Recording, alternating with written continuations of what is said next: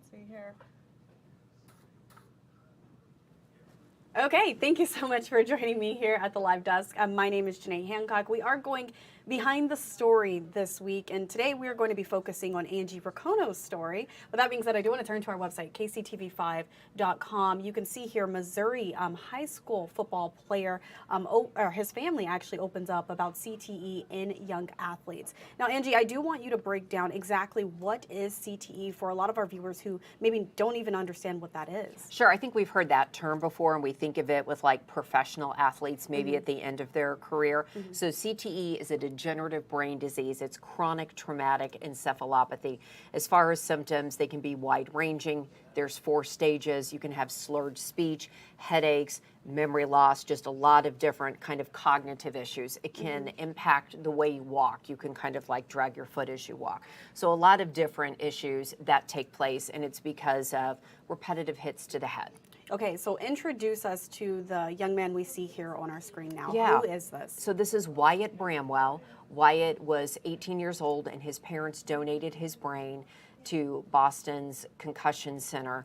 And they took a look at younger athletes, amateur athletes. And these were families, as you can see right there, 41% were positive for CTE. But I want to clarify that these were families who suspected something. We're not saying 41% of all kids who play contact sports will have CTE. What they looked at were the brains of young amateur athletes where the parents suspected something. So that's how we get to that 41% number. So Wyatt's very young, 18 years old, plays varsity all 4 years for Pleasant Hill right here in our area.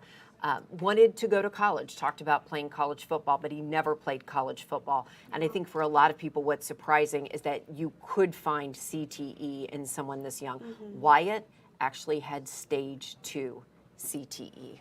And that's what's so scary. I do want to read this from your web story. If you go to our website, kctv5.com, it is posted on our homepage. But in this web story, Angie, we do have where you said that his family was aware of CTE and understood the closer you play to the ball, the more hits you take. So Wyatt became a receiver. Right. And he was still impacted. Right. And I think that's kind of, what the family was talking about. They were like, the closer you're playing on the line, you're taking a lot of hits. They knew that wasn't as safe. His dad was actually a coach for a while. And he says, we're going to become a finesse player. We're going to become a skills player. We're going to play outside. They talk about the positive impact of sports for kids, building friendships, working with the team. There's so many positive things about the sport. And you do, if you're a parent and your kid plays sports, there is somewhat of a risk. And the mom talked about, she was worried about broken bones. She was worried about, a rough tackle. They never suspected this, high school.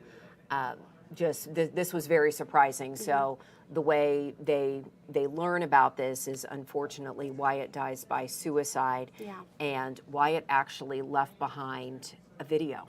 Yeah. He leaves behind this video for his family, for his friends, and he talks about what's going on with himself and how he feels. And he asks his parents in the video, specifically his father, to please donate his brain, and that maybe this will give them all some answers for what was going on, because his parents had no idea that he even suspected this.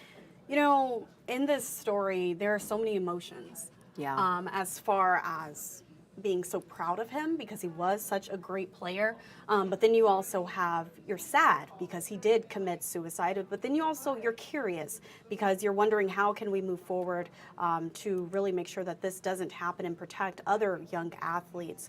How do the parents feel about football now, though, Angie? They don't hate football, and this is something that they were really clear about, that they felt like there was a lot of positive things about the sport, and that they were hoping by sharing this story that maybe other families, if their children or young adults had some of the signs and some of the things going on with Wyatt, that they could maybe seek help because they didn't understand what was going on for him. They talk about this 60-day dramatic change in his personality, and at that time they were like, okay, he's a teenager and we're finally starting to deal with some of these rough teenage moments.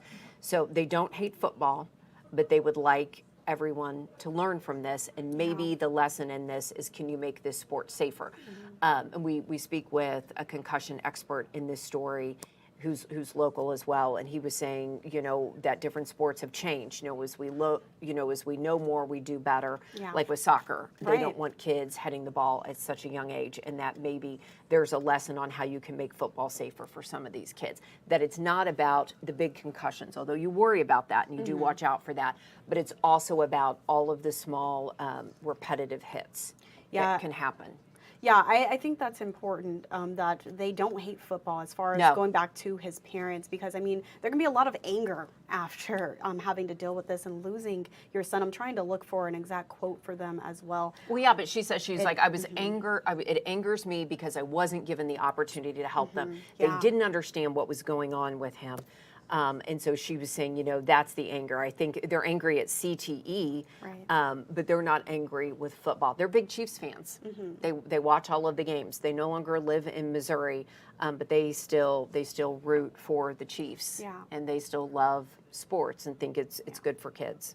And hopefully this kind of spreads a message to everyone to kind of look for those signs within their children and within themselves as well. Because I said, my brother used to play football and he may be impacted by this and we just don't even know it. Well, and I think a lot of people, you think about CTE and the way we've always discussed it is with professional football players, Right. very end of the game. You don't think about, the head trauma as much with the younger amateur athletes. So an important message there. Again, you can go to our website, kctv5.com. And Angie, when will this story be airing? So Thursday night at 10, but you can, of course, watch the report right now, the full report. And then we also share Wyatt's message that he sent out as well. The parents gave us permission and they wanted to share all of it. They've been very open about Wyatt, what a great, wonderful person he was. I mean, it's awesome just to hear them talk about Wyatt. He's more than CTE. He's more than this disease. He's a young football player, has, this beautiful family and friends, and it comes to this tragic end.